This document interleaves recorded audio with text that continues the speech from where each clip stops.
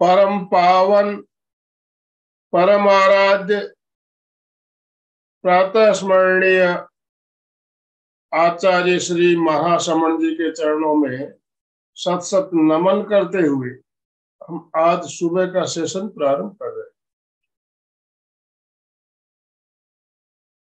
त्रिपदी वंदना। वंदे हरहं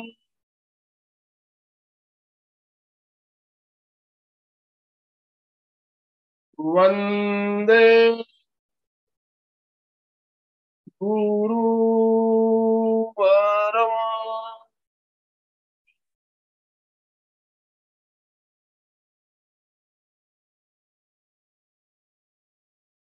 वंदे सच्चं।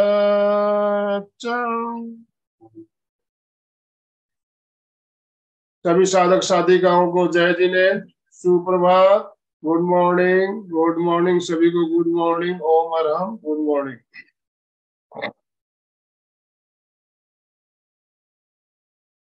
प्रत्येक शुक्रवार हमारी एक बहुत ही शानदार श्रृंखला आचार्य महाप्रज्ञ जी की एक शानदार पुस्तक पर आधारित श्रृंखला चल रही है और इसमें हम अलग अलग अनुप्रेक्षाओं के बारे में, भावनाओं के बारे में जानते हुए उनका प्रयोग कैसे करें, अनुप्रेक्षा का प्रयोग कैसे करें, ये श्रृंखला हमारी चल रही है और श्रृंखला के हम आखिरी पड़ाव में पहुंच गए हैं। वैसे तो जितनी भावना बताई गई सारे प्रयोग हो चुके हैं, आज समापन है इसका। तो एक भावना हम इसमें दोबारा ले रहे हैं, सत्य की भावना। प्रयोग हमने पहले किया हुआ है, आज दोबारा इस प्रयोग को करते हुए हम हमारी जो श्रृंखला चल रही है इसका समापन आज करेंगे। तो मैं ज्यादा समय ना लेते हुए मंजू जी सिपानी हमारे साथ कोलकाता से जुड़ चुकी है, हमारी जानी मानी प्रशिक्षक। मैं मंजू जी आपसे निवेदन करना चाहूंगा, आप आज का सेशन प्रारंभ करें। मंजू जी सिपानी। आराध्य के चरणों में वंदन, इच्छा प्रणीता के चरणों में वंदन, गुरुवर के चरणों में वंदन। सभी को ओम अरहम। ओम अरहम। भगवान महावीर ने कहा, सत्यम भवयम, सत्य ही भगवान है। और हम सब भगवान को पाना भी चाहते हैं या भगवान बनना भी चाहते हैं। तो मनुष्य के लिए सत्य की खोज जीवन का परम लक्ष्य। मनुष्य सब दुखों से मुक्ति चाहता है और दुख का एकमात्र कारण है अज्ञान। अज्ञान यानी सत्य की जानकारी न। जब तक हम सत्य को नहीं जानते हैं तब तक हम अपने जीवन में उस लक्ष्य को प्राप्त नहीं कर सकते जो कुछ। पर प्रत्येक जीव का, चाहे वो कोई भी कार्य कर रहा हो, उसका परिणाम वो सुख ही चाहता है कि मुझे ऐसा सुख मिल जाए जिसके लिए मुझे रोज रोज मारामारी न करनी पड़े। हमेशा हमेशा के लिए मैं सुखी हो जाऊं, शाश्वत सुख मिल जाए। तो शाश्वत सुख पाने के लिए सत्य जानना ही होगा। अगर सत्य की हम एक परिभाषा कहें तो है, सत्य वही है जो शाश्वत है। शाश्वत का अर्थ हुआ जो त्रैकालिक है, जो था, है और रहेगा। तो इस प्रकार सत्य की एक परिभाषा क्या होगी? सत्य वही है जो शाश्वत है, यानी त्रैकालिक है। तो कोई भी तथ्य, विचार जो हमेशा थे, हैं और हमेशा वैसे ही रहेंगे, उसे हम सत्य कह सकते हैं। ये सत्य आध्यात्मिक दृष्टि से है। अध्यात्म के क्षेत्र में सत्य की यही परिभाषा है जो त्रैकालिक। अगर व्यवहार जगत की मैं बात कहूं तो व्यवहार जगत में जो सत्य है तो हम जनरली कह देते हैं, हमने आंखों से देखा इसलिए ये सत्य है, हमने कानों से सुना इसलिए ये सत्य है। वर्तमान में मैंने इस सत्य को व्यवहार में लाई और वो प्रमाणित हुआ इसलिए सत्य है। तो अध्यात्म की दृष्टि से जहाँ सत्य की परिभाषा त्रैकालिक है, वहीं व्यवहारिक दृष्टि से कहूं तो सत्य वो है जो हमने जाना और जो प्रमाणित हो सकता है प्रमाणों के द्वारा, कसौटियों के द्वारा, यंत्रों के द्वारा। तो अगर आध्यात्मिक दृष्टि से हम कहें तो हमें अपना सत्य स्वयं खोजना है। किसी दूसरे का खोजा गया सत्य हमारे लिए उपयोगी नहीं हो सकता है। हम उसको जान सकते हैं कि ऐसा होता है, लेकिन वो 100% सत्य है ये हम नहीं कह सकते। तो अध्यात्म के लिए भगवान महावीर ने कहा, अपना सच में से जा, केवल सत्य खोजे नहीं, स्वयं सत्य खोजे। कोई भी बात आपने अध्यात्म के क्षेत्र में पढ़ी, मानी, सुनी, लेकिन वो सत्य आप मान ही नहीं सकते हो जब तक कि आपके अनुभव में न उतर जाए। तो जो अनुभव में उतरे वो सत्य। इस प्रकार सत्य की एक परिभाषा हो गई, जाना हुआ, सुना हुआ, देखा हुआ गलत हो सकता है, लेकिन जो अनुभव में उतर जाए वो कभी गलत नहीं, क्योंकि वो आपका अनुभव। कोई कितना ही आपको कहे कि ये सत्य नहीं है, नहीं है, लेकिन अगर आपने अनुभव में कर लिया है तो आप मानोगे ही नहीं कि ये सत्य नहीं है, बल्कि आप ये सोचोगे कि आज मैंने अनुभव किया है, कल तक जब मुझे अनुभव नहीं था तो मैंने भी इसे सत्य नहीं माना, लेकिन आज जब मैंने अनुभव कर लिया है तो जो व्यक्ति आज मेरे अनुभव को मिथ्या कह रहा है वो उस दिन उसे सत्य मान लेगा जिस दिन वो उसका अनुभव कर लेगा। तो सत्य की एक परिभाषा और हमारे सामने आ गई कि जो अनुभूति हो, जो अनुभवगत हो वो सत्य। तो सत्य को जानना हुआ सम्यक ज्ञान,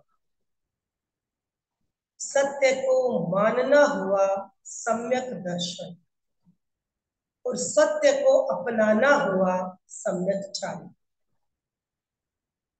सम्यक ज्ञान, सम्यक दर्शन और सम्यक चारित्र ही हमारे दुख मुक्ति का मार्ग है। इसलिए हम सत्य को क्यों जाने, क्यों हम सत्य को जानने के लिए इतने लालायित रहें, इसका सीधा सीधा समाधान है, बिना सत्य जाने दुख मुक्ति नहीं, बिना सत्य माने उस पर श्रद्धा नहीं कर सकते हैं, और बिना सत्य के आचरण के मुक्ति नामुमकिन है। अब प्रश्न होता है कि व्यवहारिक दृष्टि से सत्य क्या है।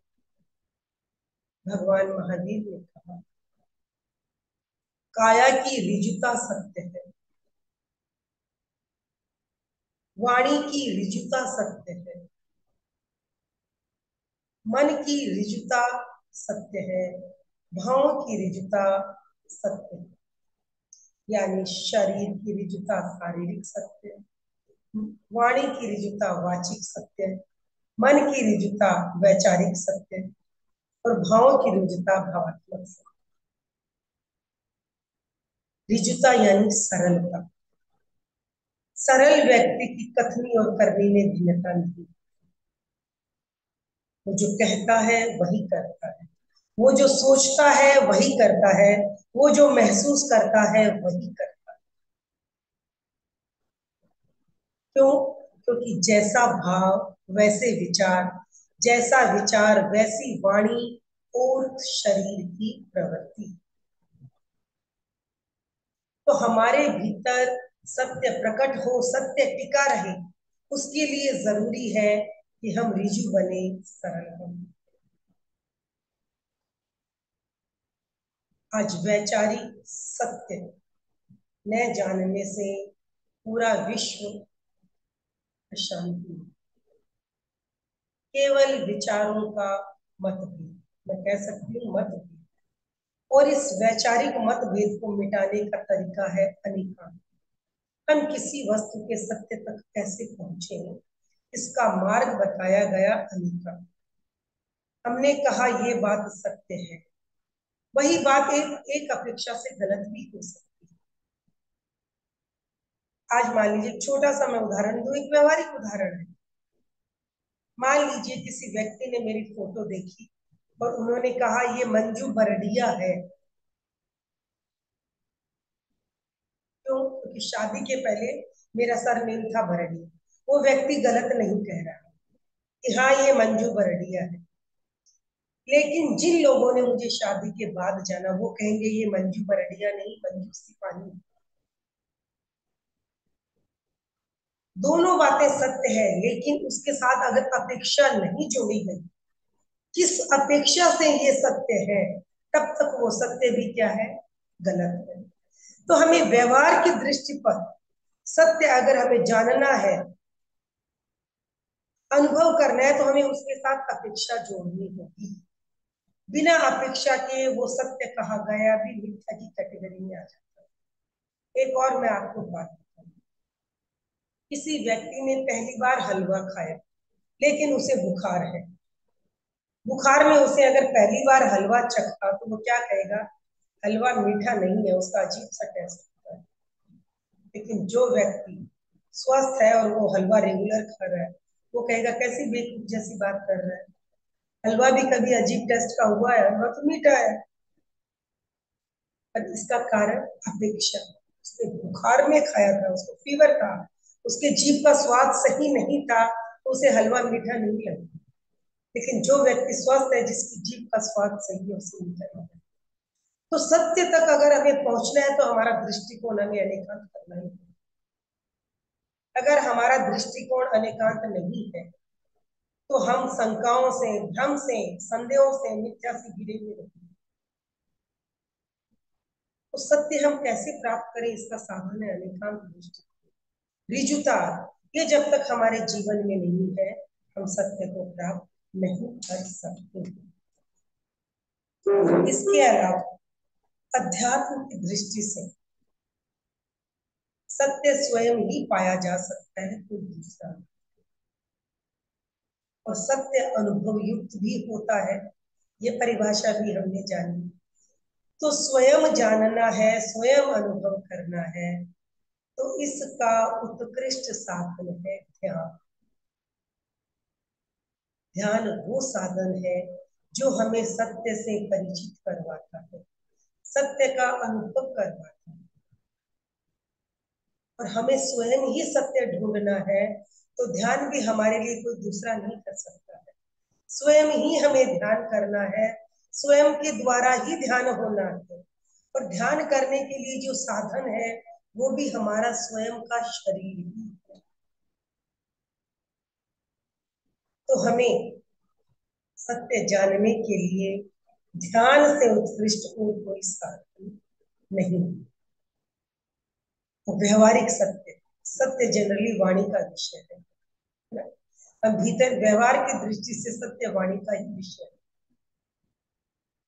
तो वाणी में हमारे सत्य रहे, इसके लिए ऋजुता अपेक्षित।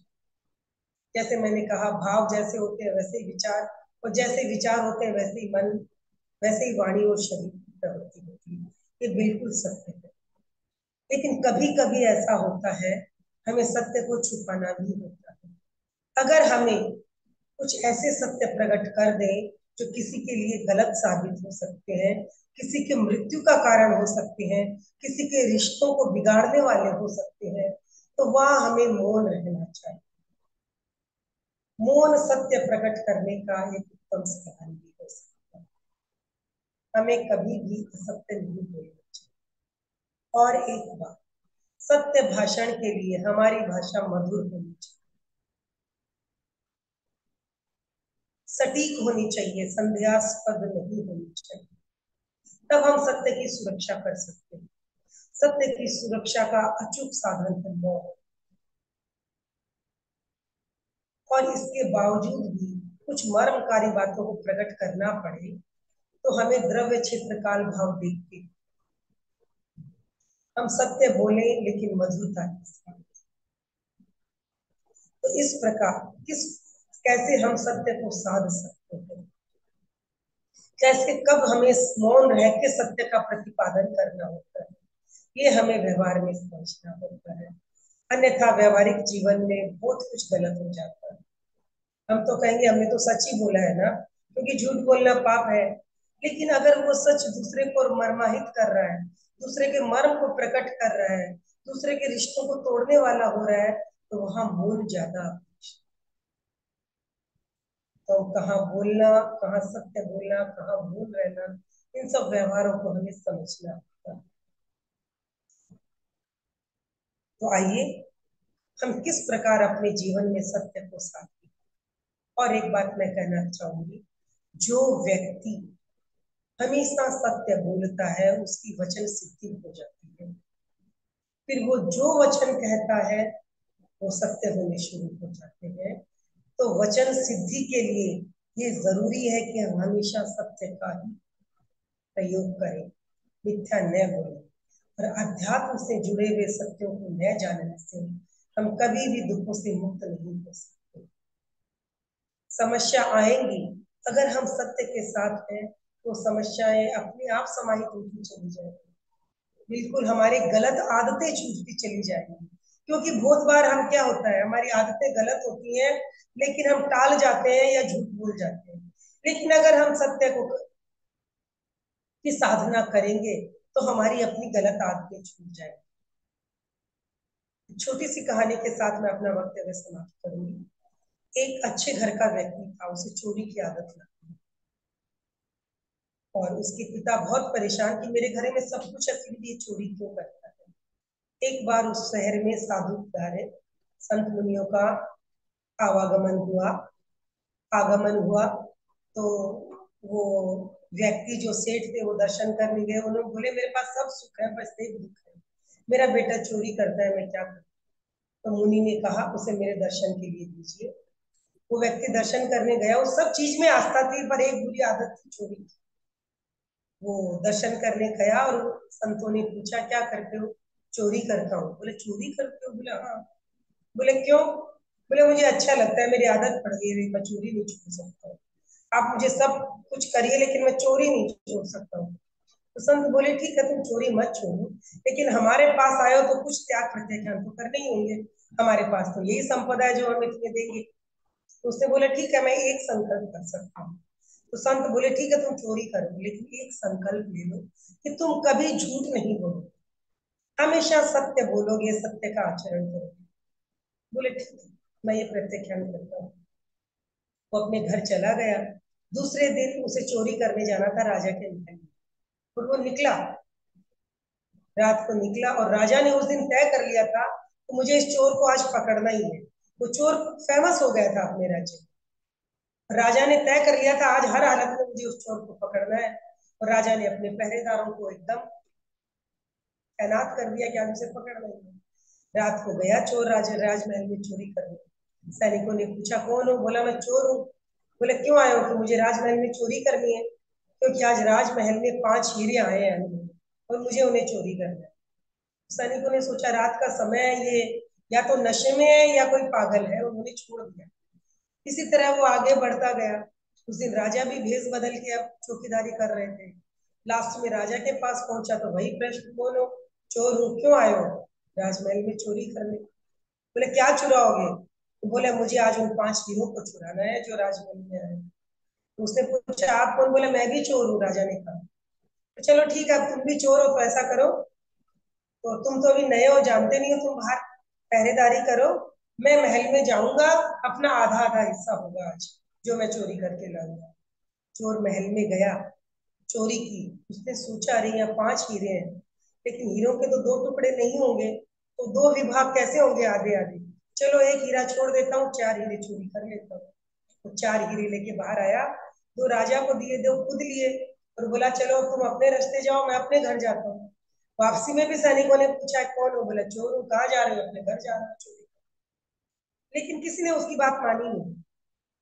सुबह हुई, राजा ने सैनिकों को कहा कि महल में चोरी हो गई है हीरे। राजा ने सैनिकों को बोला, ऑर्डर दिया कि जाइए उस चोर को पकड़ के लाइए। चोर को बुलाया गया, उससे पूछा क्या तुमने चोरी की? बोला हाँ की। बोला तुमने कितने हीरे चुराए? बोले मैंने। बोला तुमने सारे हीरे चुरा लिए? बोले नहीं, मैंने 4 ही हीरे चुराए हैं। तो वहां मंत्री था, मंत्री बोले नहीं, ये झूठ बोल रहे हैं, इसने 5 हीरे चुराए। तो राजा बोला ये तो हो नहीं सकता। तो चोरी के बाद केवल मंत्री ही सबसे पहले राजा के कक्ष में गाया था जहाँ हीरे रखे थे। तो राजा बोला ये तो हो नहीं सकता। तो उसको, चोर को बोला बताओ कौन? तो चोर ने बोला मैंने 4 हीरे चोरी किए, 2 मैंने लिए और 2 मैंने अपने दोस्त को दे दिए। अंधेरा था, दोस्त कौन था मुझे नहीं पता, लेकिन मैं उसकी आवाज पहचान जाऊंगा अगर आप उसे लाते हैं राजदरबार। राजा ने आवाज, राजा बोले, बोलते चोर बोला ये है मेरे साथी। मंत्री बोला क्या बोल रहे हो तुम, ये तो हमारे राजा हैं। बोले कुछ भी हो लेकिन चोर यही है, मेरे साथी है, लेकिन मैंने 5 नहीं 4 ही छोड़े। मंत्री ने उसे बोला नहीं ये झूठ बोल रहा है महाराज। राजा ने कहा नहीं ये झूठ नहीं, मैं ही था अलग दूसरे देश में, और इसने मुझे 2 हीरे दिए, ये 2 हीरे मेरे पास, 2 इसके पास, तो वो एक हीरा कहाँ है? अब मंत्री का चेहरा दिखने लगा। राजा ने बोला इस मंत्री को कैद कर लो, ये चोर आज से मेरा मंत्री है, क्योंकि इसका सबसे बड़ा गुण है कि इसने सत्य, ये सत्य बोलता है। तो अगर हम सत्य के पक्ष में होते हैं तो हमारी बहुत सारी बुरी आदतें भी छूटती हैं। ये एक दृष्टांत था, लेकिन जीवन में अगर हम सत्य को अपनाते हैं तो हमारी बहुत सारी बुराइयां अपने आप चली जाती हैं, क्योंकि हमें भी शर्मिंदगी होती है अपनी बुरी आदतों पे, बुरी बातों पे, बुरे व्यवहार पे। तो आइए हम कैसे अपने जीवन में सत्य को अपनाएं, इसके लिए हम सत्य की अनुप्रेक्षा का प्रयोग करेंगे। सभी अपने अपने आसन और मुद्रा का चुनाव कर लें।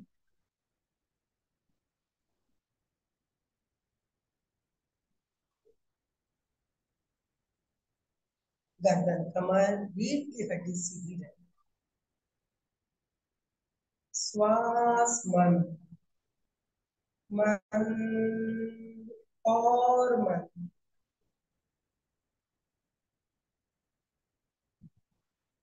आंखें कोमलता से बंद, कंधों को ढीला छोड़ दें, चेहरे पे स्निग्ध मुस्कान, सारे तनाव विसर्जित।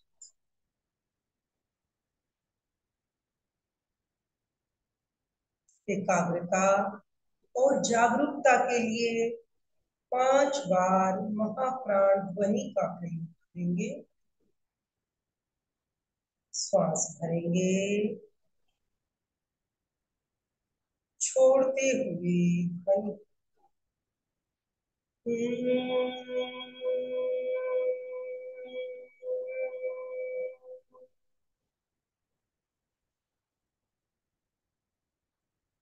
श्वास भरें,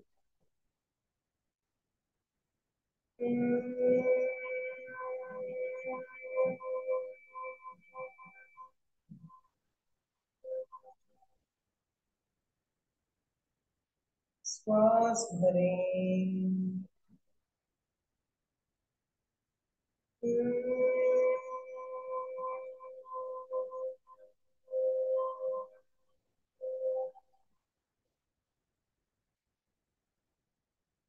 श्वास भरें,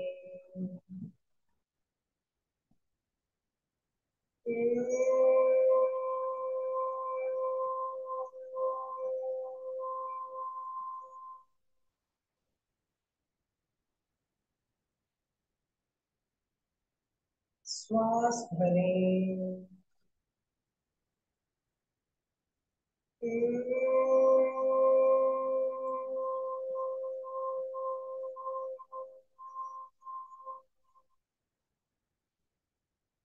शांत।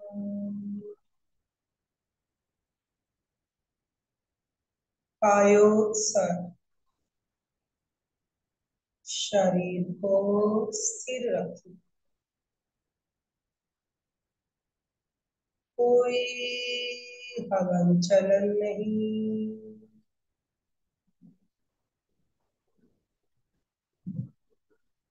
पूरी स्थिरता।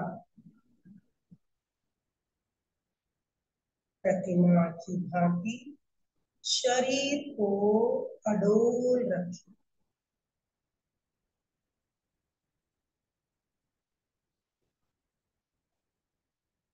पूरे शरीर को शिथिलता का सुझाव दें। पैर से लेकर सिर तक एक एक अवयव। सबसे पहले दायां पैर अंगूठे से लेकर कमर तक सुझाव दें। शिथिल हो जाए, हो जाए, हो जाए। अनुभव करें, पैर रिलैक्स हो रहा, हो रहा। पैर की पकड़ छूटती जा रही है। पैर में हल्केपन का अनुभव करें। पैर में कहीं कोई अकड़न जकड़न नहीं।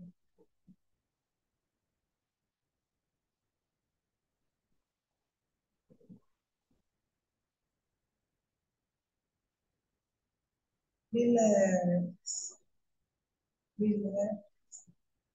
इसी प्रकार बायां पैर सुझाव दें और शिथिलता का अनुभव करें।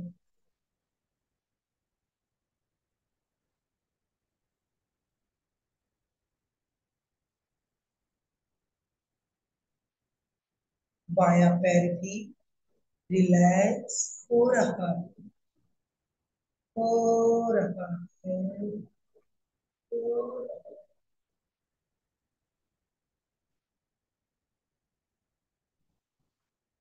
दोनों पैर रिलैक्स। कमर से गर्दन तक का भाग ढीला छोड़ दो। बिल्कुल शरीर की पकड़ को ढीला छोड़ दो। Relax, relax, relax.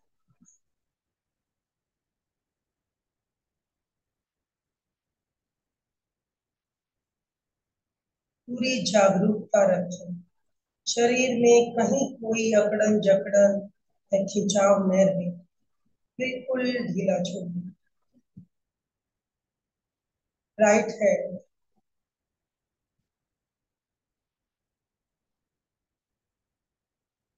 Left hand छोड़ दो। बिल्कुल पकड़ को ढीला छोड़ दो।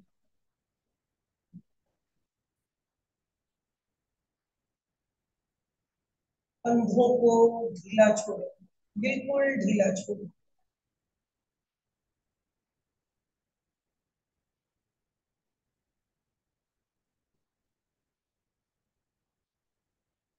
गर्दन का पूरा भाग रिलैक्स।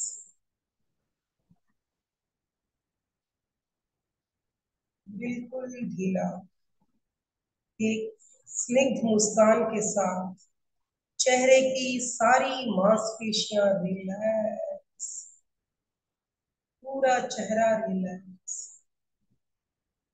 शिथिल, शिथिल। अनुभव करें पैर से सिर तक पूरा शरीर हल्का हो गया है। कहीं कोई खिंचाव या तनाव नहीं। हल्का, बिल्कुल रिलैक्स। पूरे ध्यान काल तक स्थिरता, शिथिलता और जागरूकता बनी रहे।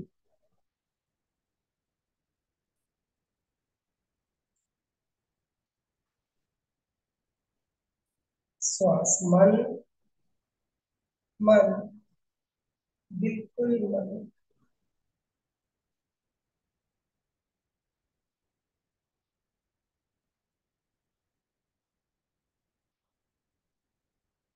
श्वास को नासाग्र पर अनुभव करें। हल्के प्रकंपन, बिल्कुल श्वास के हल्के हल्के प्रकंपन। देखें, श्वास को देखें। श्वास जीवन का सबसे बड़ा सत्य है। केवल श्वास को देखिए।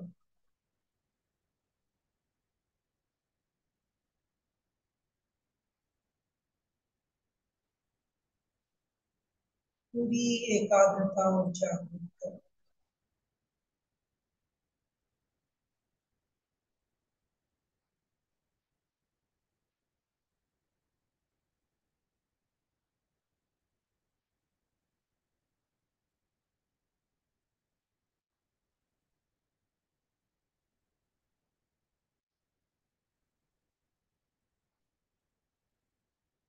केवल श्वास।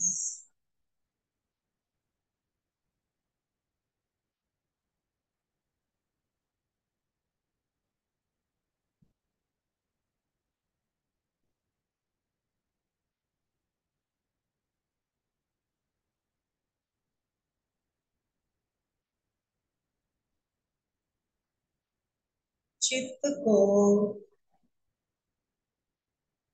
मस्तिष्क के अग्रभाग शांति केंद्र पर केंद्रित करें। मस्तिष्क का अग्रभाग, जहां महिलाएं सिंदूर लगाती हैं, बिल्कुल मस्तिष्क का अग्रभाग, शांति केंद्र।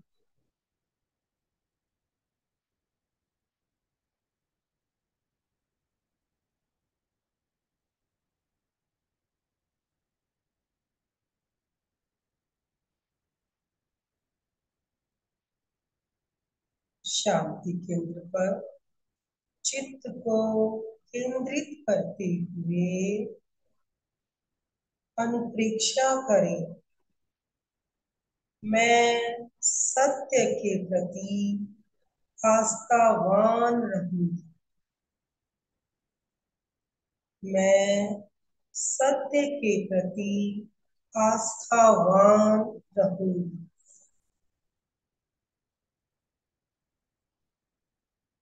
मैं असत्य नहीं बोलूंगी। पूर्वाग्रह से बचूं।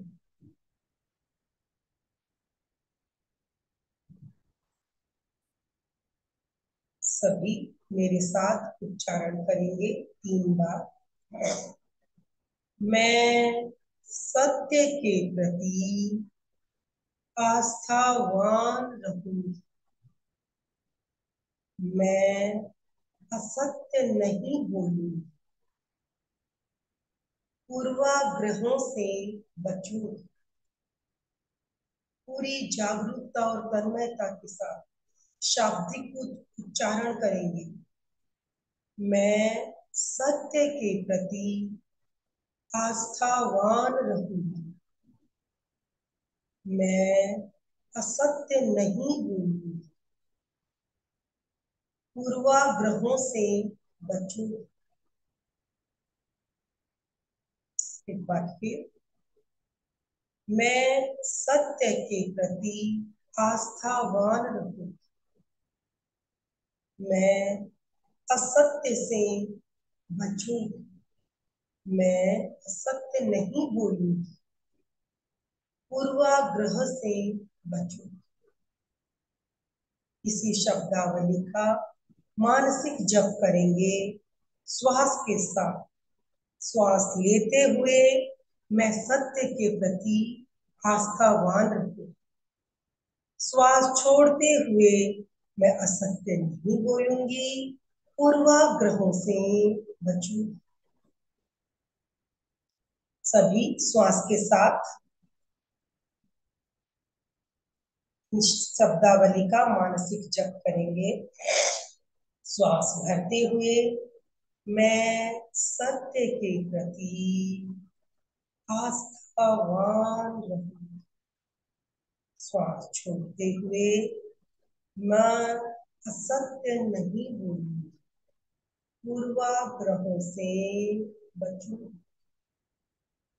उन्हें श्वास भरते हुए मैं सत्य के प्रति आस्थावान रहूं। मैं असत्य नहीं बोलूंगी। पूर्वाग्रहों से बचूं।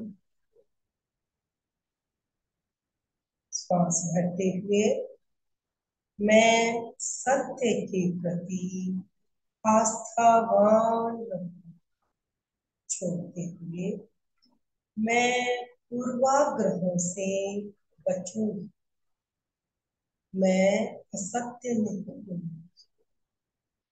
सभी पूरी तन्मयता और जागरूकता के साथ ये मानसिक जप करें और अपने इस भावना को अपने अवचेतन मन तक पहुंचाएं।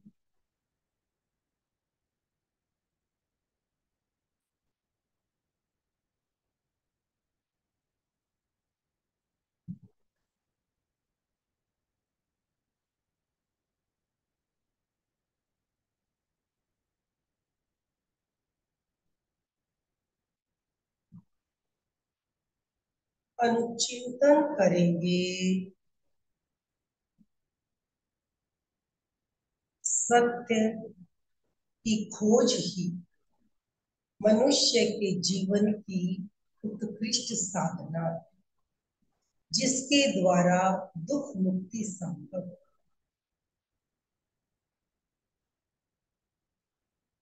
सत्य को जानना सम्यक ज्ञान, सत्य को मानना सम्यक दर्शन, सत्य को अपनाना सम्यक चारित्र्य। सम्यक ज्ञान, सम्यक दर्शन और सम्यक चारित्र्य ही दुख मुक्ति का एकमात्र उपाय है, एकमात्र मार्ग है। जीवन में दुख मुक्ति के लिए सत्य की साधना आवश्यक है। व्यवहारिक जगत में भी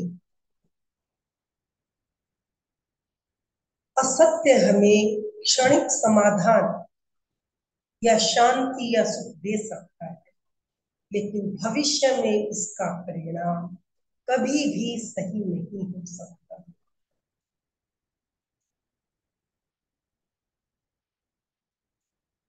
आप अपने जीवन से जुड़े हुए उन प्रसंगों को देखें, साक्षात्कार करें कि असत्य के व्यवहार से आपको क्या मिला।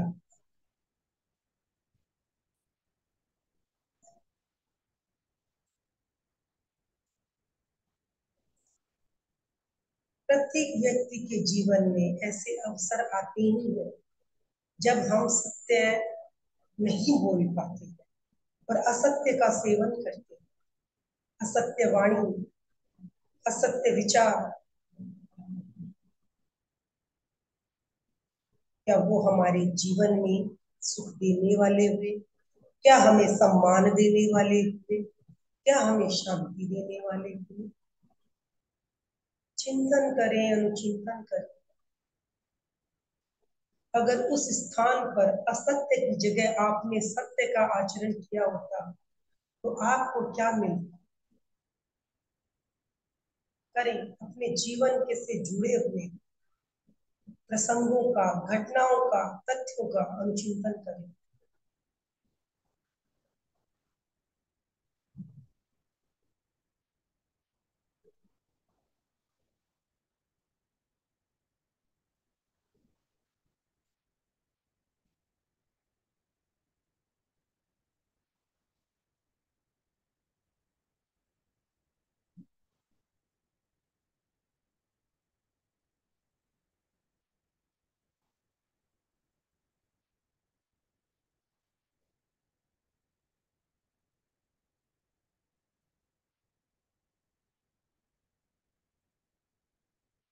व्यवहारिक सत्य समय सापेक्ष है।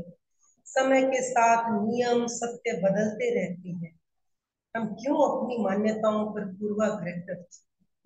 क्यों आग्रह रखें कि जो मैं कहता हूँ वही सत्य है? आप अपने जीवन को देखें, आपके जीवन से जुड़े हुए सत्य, नीतियां, विचार किस तरह समय के साथ बदल गए हैं। अगर हम इनके प्रति आग्रह रखते हैं तो ये व्यवहारिक दृष्टि से हमारे लिए सही नहीं है। हम चिंतन करें।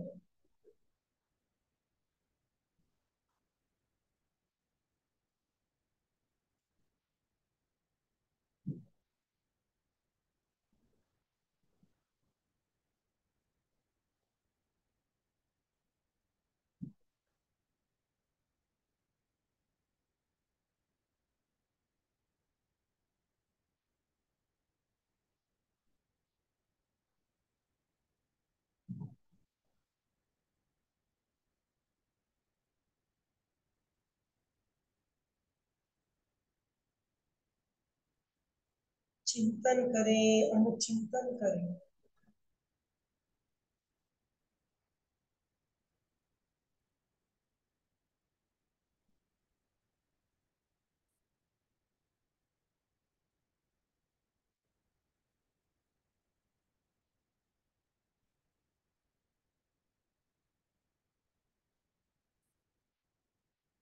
जो हमेशा सत्य का आचरण करते हैं, उनके भीतर कभी भी संकल्प, विकल्प, संशय नहीं चलता। उन्हें एक अदम्य मानसिक शांति मिलती है। सत्य पे चलने वालों का आत्मिक बल, मनोबल अदम्य होता है, मजबूत होता है।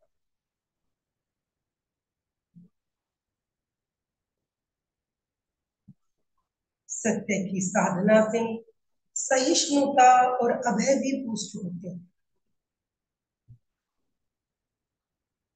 जो हमारे जीवन के समस्त गुणों का आधार है।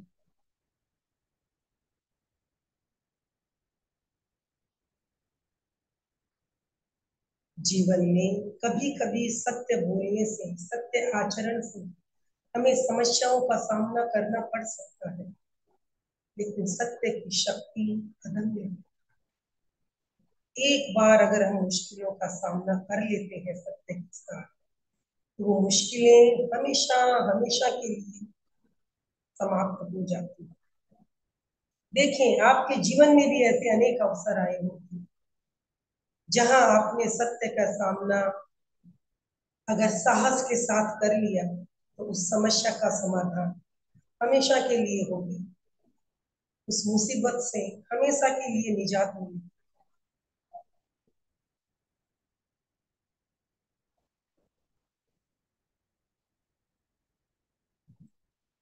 अपने जीवन को अनावृत करें, देखें।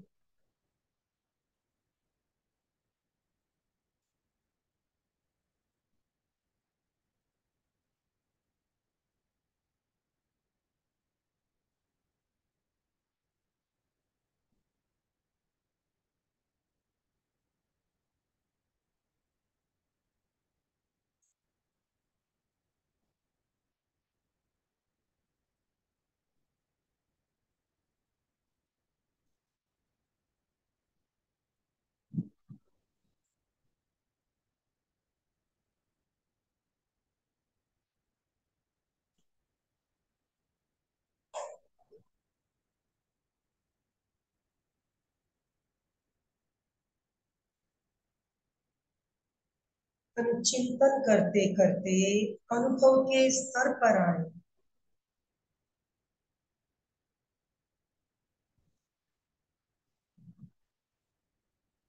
शाश्वत सत्य सभी के लिए समान है, लेकिन उसको पाने के लिए हमें स्वयं अनुभव के स्तर पर आना होता है। व्यवहारिक सत्य द्रव्य, क्षेत्र, काल, भाव सापेक्ष है।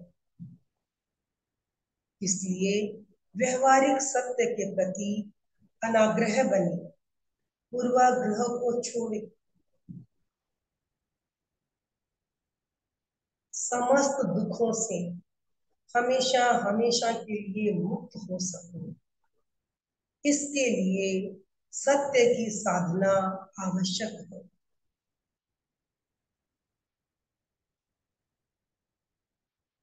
सत्य की साधना इस लोक और परलोक के समस्त सुखों का आधार है।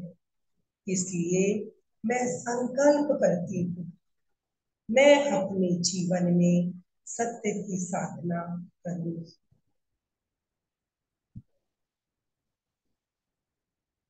पूरी जागरूकता से इस संकल्प को अपने अवचेतन मन में फीड करें।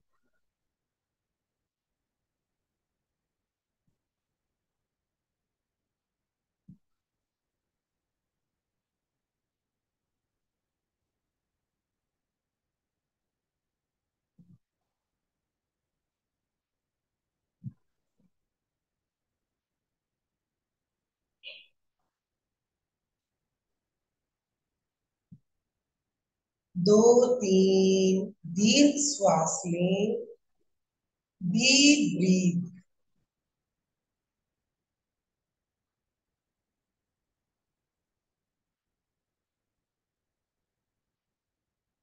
पूरे शरीर में सक्रियता का अनुभव करें। वर्तमान में लौट आए।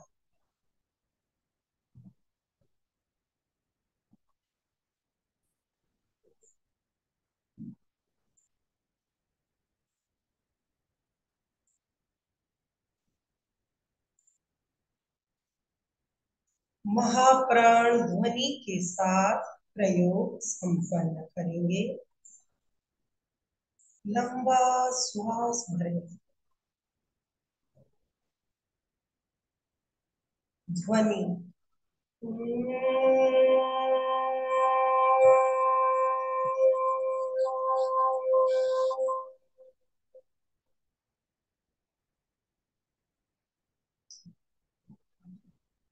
आंखें बंद ही रहेंगी। दोनों हाथ आनंद केंद्र पर जुड़े हुए। सभी मेरे साथ शरण सूत्र का उच्चारण करेंगे पूरी तन्मयता। अर्हन्ते शरणं पवज्जामि, सिद्धे शरणं पवज्जामि, साहु शरणं पवज्जामि, केवलीपणतं धम्मं शरणं पवज्जामि। 3 बार सत्य को वंदन। वंदे सत्यं, वंदे सत्यं, वंदे सत्यं। प्रयोग संपन्न। ओम अर्हं, ओम अर्हं, ओम अर्हं। ओम सभी अर्हं। अपनी आंखें खोल लें। आज हमारी पुस्तक अमूर्त चिंतन, इसका समापन हो गया है। मैंने अपनी तरफ से पूरी कोशिश की।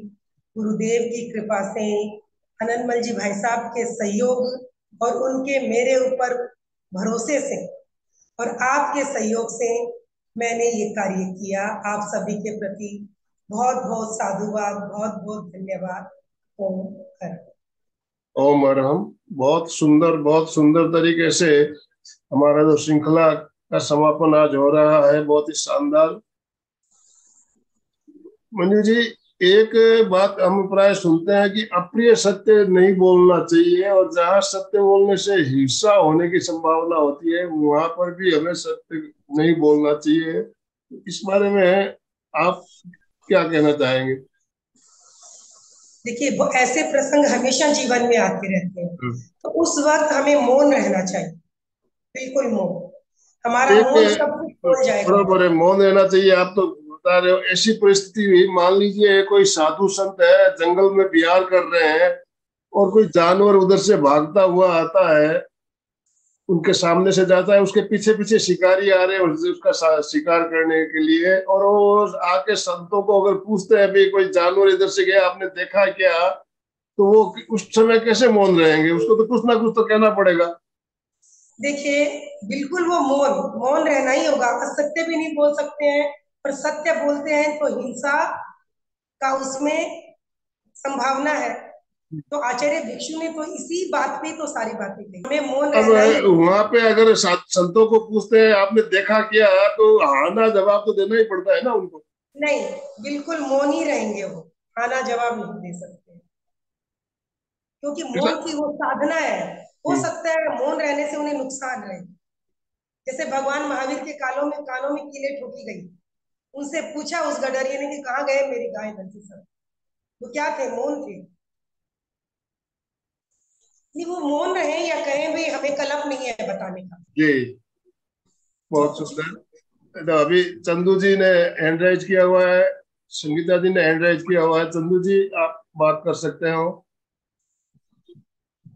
उधर जाके सर आनंद भाई से नमस्ते, जय जिनेन्द्र। जी और जय मंजू जी जिनेन्द्र। आपको भी। जैसा अभी आपने ये पूछा ना कि भाई कहीं कहीं हमको मौन रहना पड़ता है, तो अभी भी 2-4 दिन पहले मैंने पढ़ा था वो मैतारी मुनि वाला, कि भाई जो कहीं भिक्षा लेने जाते हैं और वहां पे वो उनके सोने की दुकान, वहां से सोना रत्न चोरी हो जाता है, पक्षी लेके जाता है, और वो सोनी सोचता है कि ना इन्होंने चुराया होगा, तो उस समय वो मौन ही रहते हैं। और फिर वो मौन रहते हैं, उनके ऊपर वो लगा देते हैं ना गीली पट्टी का और चमड़े का करके, जी फिर उनका वहीं पे प्राण दान हो जाए, फिर वो होता है। तो उस समय उन्होंने मौन रखा कि बोलूंगा तो पक्षी को मार देंगे, और नहीं तो इससे अच्छा मैं ही संचार कर लेता हूँ। अभी अभी थोड़े दिन पहले ये मैतारी मुनि का पढ़ा था। हो मैडम, बहुत बढ़िया। देखिए, हम व्यवहारिक दृष्टि से भी देखें तो ये बिल्कुल, हम महापुरुष नहीं, हम एक आम आदमी है, साधारण आदमी है। तो हम ये जिंदगी में रोज देखते हैं कि अगर हम ऐसा सत्य बोल दें जिससे दूसरे का नुकसान है, तो वो हमें भी शांति नहीं लेने देता है, पर हमें मौन होना ही पड़ता है। इसीलिए मैंने कहा कि सत्य की साधना अगर हम करते हैं तो हमें सहिष्णुता और अभय, ये दोनों पुष्ट होते हैं। जी और ये दोनों पुष्ट हुए बिना धर्म की साधना नहीं हो सकती है, बिल्कुल नहीं हो सकती, अशोक जी संभव जैन ने हैंड रेज किया। अशोक जी आप अनम्यूट कर सकते हो अपने आप को। जय जिनेन्द्र। जय जिनेन्द्र। मंजू जी ने काफी सारे विषयों पे एकदम पूरा स्पष्टीकरण किया, अपना माइंड एकदम रिलैक्स कर दिया कि भाई अपने को किस ढंग से सत्य की साधना करना चाहिए। पर कई बार एक विचार आता है कि जैसे अपना न्याय मंदिर, उसमें लिखा होता है सत्यमेव जयते, लेकिन वहां पे जो झूठ की कला जानता है वो जीतता है, सत्य कई बार देखते हैं तो वो हारता है। तो मेरे हिसाब से आचार्य तुलसी भी कई बार कहते थे सत्यमेव जयते की जगह सत्यम लोयमी, अरे सत्य लोक में सारभूत है। मतलब के सत्यमेव जयते की जगह सत्य लोक में सारभूत है, वो होवे तो अच्छा उसका फल लगता है। बिल्कुल बिल्कुल, सत्य की अशोक जी का कहना बिल्कुल सही है। हमेशा वहाँ सत्य की विजय नहीं होती है, बल्कि हम देखते हैं कोर्ट में मतलब जो सच होता है उसे छुपा दिया जाता है और असत्य की विजय होती है बहुत बार। तो ये बिल्कुल इनका जो पॉइंट है बिल्कुल सही मैं पॉइंट है। एक बात कहना चाहूंगी इस विषय में कि हम जब धार्मिक स्तर की बात करते हैं तो वहां सत्य के पीछे कोई भी हम बीच की कोई है नहीं रास्ता। जब हम धर्म धर्म की दृष्टि से कहें, आध्यात्मिक दृष्टि से कहें, वहां हम अकेले हैं, और अकेले जहां हम हैं वहां हमें सत्य के लिए कोई छूट नहीं। लेकिन जब व्यवहार जगत में है तो हमारे लिए सब कुछ सही है। जैसा द्रव्य क्षेत्र काल भाव देखें, हम कर सकते हैं क्योंकि हमें छूट है।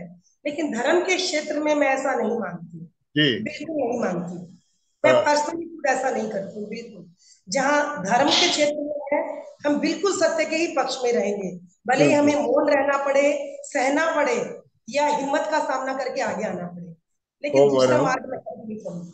हाँ जय माता। आनंद संगीता भाई जी से ने हैंड रेज एक किया। संगीता क्वेश्चन, जी आनंद भाई से एक क्वेश्चन है मेरा, एक क्वेश्चन है, पूछ सकती हूँ अभी? हाँ, बोलिए बोलिए। ये जैसे अभी मैं ना जीवन विज्ञान की रूपरेखा बुक पढ़ रही हूँ, हाँ उसके अंदर जो अहरम की ध्वनि बता रहे हैं, जीवन विज्ञान की रूपरेखा, उसमें अहरम की ध्वनि जो बता रहे हैं, वो बोलते हैं अ का उच्चारण कंठ से होगा। जैसे अपन ध्यान में अपन अहरम का करते हैं तो तेजस केंद्र से अ का करते हैं, फिर आनंद केंद्र पे आते हैं, फिर कंठ से होते हुए रुक जाते हैं। लेकिन इसमें जीवन विज्ञान की बुक में बता रहे हैं अ का उच्चारण कंठ से होगा, र का उच्चारण मूर्धा। तो ये मूर्धा क्या होता है, एक तो मेरे को ये पूछना था। एक मूर्धा होठ का उच्चारण कंठ म, से है। उदान नामक प्राण केंद्र, ये चीज मेरे को पूछनी थी सर।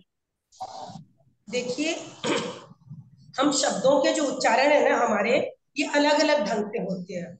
क्या बोला कंठ, आप बोल के देखिए, है पूरा जोर कंठों पे आता है। अ, अ, केवल यहाँ वाइब्रेशंस फील होंगी। अब वो क्या बोले, रह रह, आप करिए, जीभ ऊपर टच हो रही है, पूरा ध्यान अपने मुंह पे रखिए बोलते समय। रह, पूरा ऊपर, नीचे की तरफ जोर नहीं पड़ रहा है, तालू की तरफ। मुर्दा यानी जो तालू और कंठ का जो ऊपर का संगम स्थल है, वो मूर्धा, ऊपर का स्थान। रह, पूरा ऊपर जा रहा है। म, मेरे कारण पूरा होठ बंद हो रहे हैं।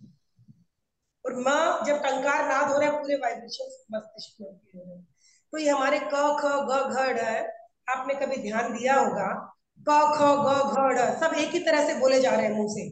मुंह को खोल के देखिए, क ख ग घ ड़, च छ साइड से, जय झय जी, प प होठ, उन्हें ओष्ठ कहा जाता है। तो ये बातें मतलब मूर्धा का मतलब है कंठ से ऊपर जो तालु के हिसाब से। दैट इज मूर्धा, यस। बहुत सुंदर। और ये उदान है, जो म है, उदान नामक प्राण केंद्र, ये क्या होता है उदान? उदान ऊपर का प्राण। उदान कौन सा प्राण हुआ?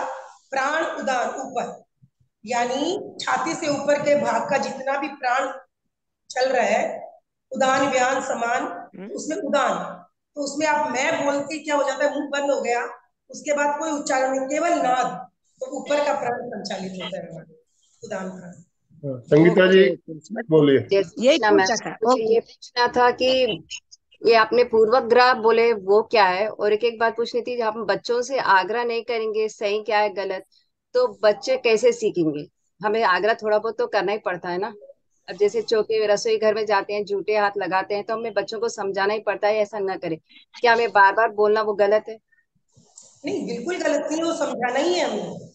पर बच्चों को क्या होगा, जब तक बच्चे ये नहीं जान रहे हैं कि झूठा क्यों गलत है, उन्हें आप लॉजिकली बताइए, वो मानेंगे।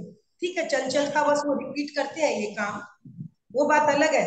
लेकिन अगर आपने उन्हें लॉजिक के साथ समझा दिया ना, तो बच्चों में संस्कार बैठ जाएगा, और जिस दिन चंचलता कम होगी वो कर लेंगे लॉजिक काम। क्या है समझाया मैम, इसमें लॉजिक क्या बताऊं? अब जैसे झूठा देखिए, एक कहते हैं, एक कहावत है, झूठा खाने से प्रेम बढ़ता है ना?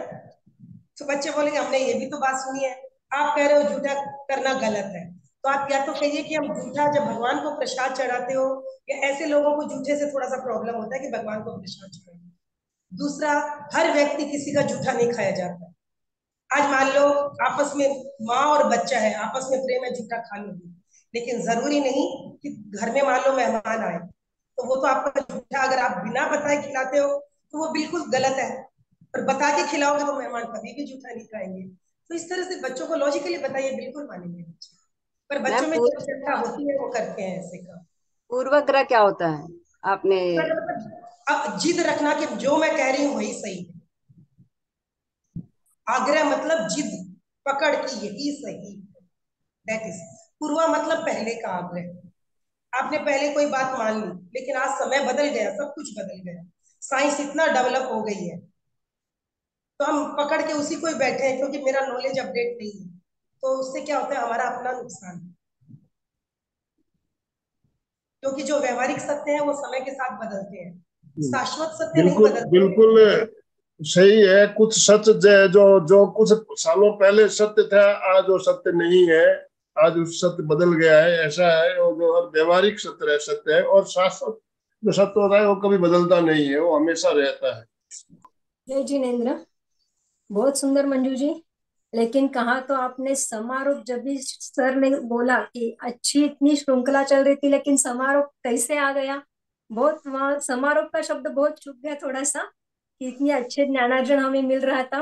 और जब भी अभी सर ने कहा था वो साधु का, तो उसमें अभय दान आ जाता है। अगर अभय में हम थोड़ा सा असत्य बोल लेते हैं, लेकिन हमारा अभय दान हो जाता है ना, वो अभय दिया हमने किसी को, तो अभय दिया, उसमें झूठ बोल सकते थोड़ा सा, इसे मैंने सुना है। देखिए बिल्कुल, जो मंजू जी ने कहा, धार्मिक दृष्टि से बिल्कुल नहीं चलता है, व्यवहारिक दृष्टि अलग होती है। जो धर्म, जो साधु होते हैं, उनके संकल्प लिया होता है, सत्य महाव्रत स्वीकार किया है, उनके लिए तो पाप लगेगा ही, जो अच्छा, अगर वो थोड़ा सा भी झूठ बोलते हैं तो। बिल्कुल ये सत्य बात है।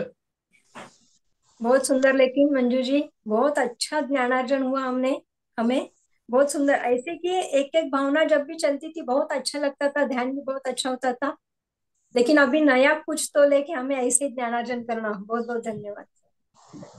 शुक्रवार का क्रम तो मंजू जी का ही रहेगा, ये श्रृंखला खत्म हो गई है, लेकिन ये हर शुक्रवार को मंजू जी हमारे साथ जुड़ेगी और कुछ नया नया विषय लेके जुड़ेगी, और हो सकता है कोई नई श्रृंखला भी शुरू हो सकती है। शुक्रवार का जो हमारा दिन है मंजू जी के नाम है, और हर शुक्रवार हम मंजू जी से मिलेंगे।